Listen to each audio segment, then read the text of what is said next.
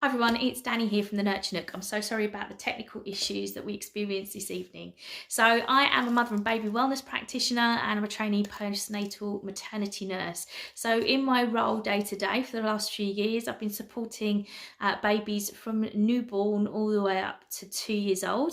And teething is a big topic that gets mentioned all the time. So I thought I'd come on today and explain to you the actual process and myth bust and talk to you about some of the symptoms that often get mistaken for teething. So teething is one of those things, it gets blamed for so many different ills. In 1871, 300 children died in London between the ages of 3 and 9, and their death certificate, said teething. So yeah, it's even been blamed for death, so which is crazy. So there are 3 stages of teething. You've got your primary, which is your baby teeth, your mixed dentination, which is when it starts costing us money and their teeth start falling out. And then you've got your permanent, which is your adult teeth, and that's sort of the end of the journey. So we are born with about 20 teeth under the gum line. Now, some babies are even born with teeth, and these are called neonatal. 9 times out of 10, they're left in the gum, but if they're wobbly, you may have to have them removed just in case babies swallow them. But typically, most babies start teething about 4 months, 4 to 6 months. It can be longer. So if you do get to a year and baby hasn't got any teeth yet, please don't panic. That's quite common. 4 to 6 months is about the time that majority of babies start teething. If you've got to 1 and there's not a gnasher in sight, it doesn't mean there's anything wrong. Teeth are there, I promise you. And what will happen is you'll go through a massive spurt and just have them all very, very suddenly. So teething, symptoms. So I think some of the symptoms that came up were drooling. Now, drooling isn't actually a symptom of teething. There's no medical link to it. What happens about the same time, around 4 to 6 months, babies start preparing to wean and our saliva glands are really kicking at that stage. So we've got a couple of problems there. They're producing 2 to 4 pints of saliva a day. And looking at some of the dribble bibs that I see, I can vouch for that. But what actually happens is that your baby hasn't got control of their swallow reflex properly. That doesn't come till about 18 months. And they haven't got the teeth like we have to stop the dribble coming out. Added to that, because they're beginning to wean, anytime they put anything near their mouth, their brain goes, I'm going to be fed. Oh my God, I need to release more saliva. So it starts a bit of a circle. So there is actually no evidence that your baby's drool is a sign of teething. It's just a developmental phase. Now, biting down, as I've just mentioned, that is a sign of teething. And there's 2 reasons that we think babies do that. One is that it helps the cellular death.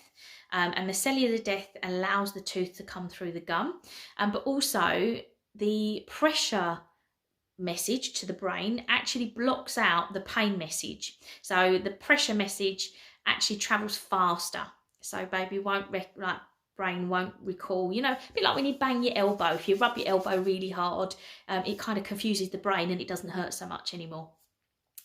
So yeah, teething, putting anything in their mouth quite often, yes, that's a sign of teething. Temperature's another biggie. Now this is the one that I find a lot of people fall over on, and babies go for way too long with the temperature not being checked out. So your average baby's temperature should be around 36.4. It shouldn't raise any higher than 1 degree more. So it is an inflammatory process. Their gums will be red, their cheeks will be red, but they shouldn't have a fever of any sort. If your baby's temperature raises higher, like 38, 39, 40, that's not teething, and you need to treat it as if it's an illness and baby is ill. Something else that comes up a lot is diarrhea. Again, there's no medical link to diarrhea and teething. There were a couple of trains of thought. One is that your baby's producing a hell of a lot of saliva, which can upset the balance in the tummy. 2, your baby is putting absolutely everything they can get their hands on in their mouth, including your own hands. And as clean as we try to be, we can't get rid of every germ, and they might be getting tiny little germs that are upsetting their tummy. And 3, they may be weaning. So you're introducing them to new foods all the time, and, you know, and that might cause constipation or diarrhea. Sleep is another one. Yes, sleep. Again, the jury's kind of out on this one, but in my experience, you will experience some form of disturbance at night, and there's a couple of reasons for that. So one, you're putting baby into a dark room. Now, babies stop crying when they're distracted, and you're putting them into a darkened room where all they can think about is the throbbing in their gums, perhaps. If you've ever had toothache, that's what I try to experience it like, you know. And then on top of that, your baby's laying flat, whereas for most of the day, they're probably in their bouncy chair or in your lap or in your sling. And by laying them down, the blood from the heart can go straight to the head, where all the gums are red and sore and inflamed. So you're probably just increasing, if it's throbbing, if you imagine having that toothache, you're increasing that throbbing almost. And then thirdly, we have something called cortisol in our bodies. So we've got 2 hormones. We've got cortisol, which is our fight and flight. It's from way back when we were like cavemen, and it's the one that keeps us alert and awake and safe. And then at about 7:30, you've got a peak of something called melatonin that comes in, and that makes us feel sleepy and dozy and, you know, like you want to go to bed. Now, what happens with babies a little bit stressed or distressed by the inflammation in their mouth is that their cortisol raises even higher. And if it raises too high, it blocks the melatonin coming in. So it can make it hard for them to get off to sleep and stay asleep. So sleep can be disturbed. Now, the only tricky one with this is around 4 months, you've probably heard of a regression. I like to call them progressions because I think it's a little bit more positive. Your baby's achieved something, which is why you're having the disturbed sleep patterns. It just kept me sane when I had my little girl. So what's happening at about the same time is that your baby's brain waves, can't get my words out today, start behaving a bit more like an adult. So up until that point, they've been awake or they've been asleep. You know, the sleep like a baby saying. So around 4 months, they start going into deep sleep, light sleep, deep sleep, light sleep. So if you've ever worn a Fitbit when you've gone to bed, you will have seen the wiggles. So their cycle is half the size of ours. And unfortunately, as they come into light sleep, they'll wake up, whereas we don't. So they could wake up like every 25 minutes whilst they're going through that change into experiencing that sleep pattern. So yes, sleep disturbance could be a sign of teething, but it could also be your progression for your baby's sleep, or it could be a double whammy. The thing to remember during that period is that it's not forever. Promise you. What else did we have? Chewing, yes. Red cheeks, yes. Colds was another one that I think somebody mentioned. Now, colds, runny noses always get blamed. Oh, I think he's got a runny nose. I think he's teething. Sorry, not related to teething. Around 6 months, your baby begins to start experiencing colds, and they can get up to 10 colds a year, and that's if they don't have a sibling or attend nursery themselves. If they do either of those things, you can actually find that baby will actually catch more colds. And a lot of that is just down to them building up their immune system. They piggyback off of your immune system for so long, and then they have to start creating their own. So they go through the process. So things that you can do to support your baby through teething. Massage is a big one. So recently, I think it was 2019, the government put a mandate out that before you head to the pharmacist to get any lotions and potions, there are some other things that you should try first, and baby massage was one of those mentioned. Now, there are facial strokes that you can do that will block those messages to the brain that we mentioned earlier by placing pressure on certain points of the face, relaxing the jaw muscles here. So if you put your 2 fingers just in front of your ear and wiggle your jaw, you should be able to feel that muscle. That muscle there gets super tight when they're teething and biting down on anything. So that can make it really sore and cause tension in the face. There's some massage strokes around the mouth, and there's also some reflexology points that you can use. But not only that, it lowers cortisol. It's been proven to lower cortisol levels in the body, so it will make them less receptive to any pain or discomfort that they're feeling at the time. And hopefully, if you can get that into bedtime, that'll be a really nice way to ease them into sleep. A couple of other things that my classes teach is a few homemade recipes. So milk popsicles, breastfeeding or formula. You can buy the little moulds, pop them in the fridge and let baby chow down on one of those. It's cold, so it helps the inflammation. Tastes nice because it's your milk. If they're weaning, a banana, pop a banana in the fridge, freezer, freeze it, bring it out and let it thaw and let baby bite down on that. My favourite was a flannel. So I had a flannel designated to Scarlett.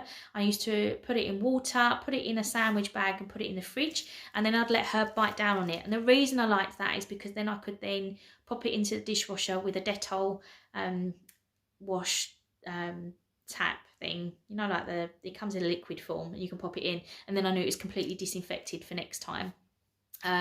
You can buy teethers online, so you've got silicone teethers. You can buy ones where you put them in the fridge because they're full of water, and again the cold also helps baby.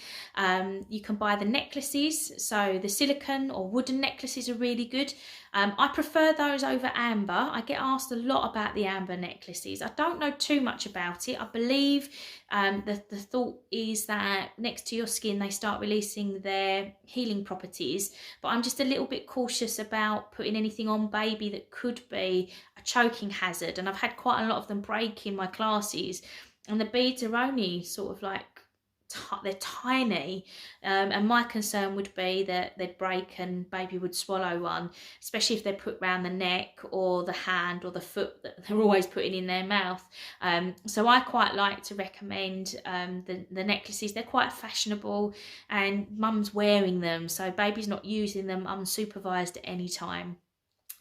You can use the gels. There's Ambisol gel out there that you put directly on the teeth, and the reason that the creams were put behind the shelf and you now have to see the pharmacist is because they contain a very low amount of anaesthetic.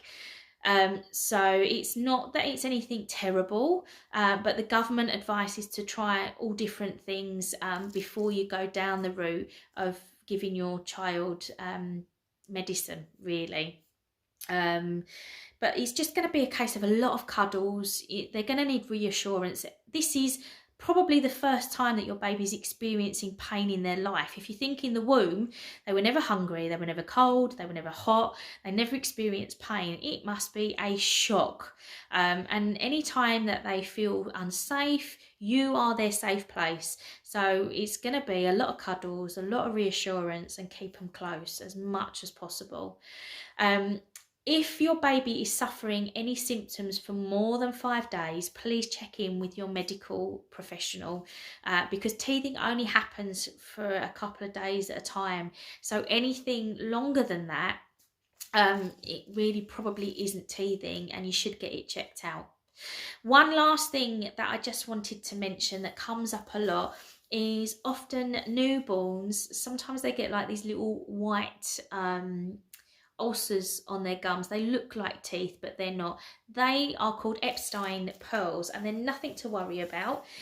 What happens is as the palate of your jaw and your jaw fuse together in the womb, sometimes there's slight bits of fluid that get trapped, and that's all they are. They won't be painful, they won't cause your baby any pain, and they'll just disappear. So if you've got a newborn and you're noticing all these little bumps, they normally happen just behind the gum or on the roof of the mouth. They will just disappear over time. They're nothing to worry about. So I think I've covered everything that I can. Definitely speak to Casey if you're interested in the massage. There are some lovely things that you can do, and there is a specific number of strokes that you can do to the face, but any type of massage that you can do to the body to bring down those cortisol levels will really help baby. It will help their anxiety, it will help reassure them in a time where they're experiencing pain, and it will help those cortisol levels, so hopefully get them drifting off to a nice sleep. If you've got any questions, I'm so sorry that I couldn't do this live for you today. But if there's something that I haven't covered today, please just message Casey, and I'm sure she'll pass the question on, and then I can answer it for you the best I can. And I hope one day to be able to come on live and support you in any way that I can. Bye for now.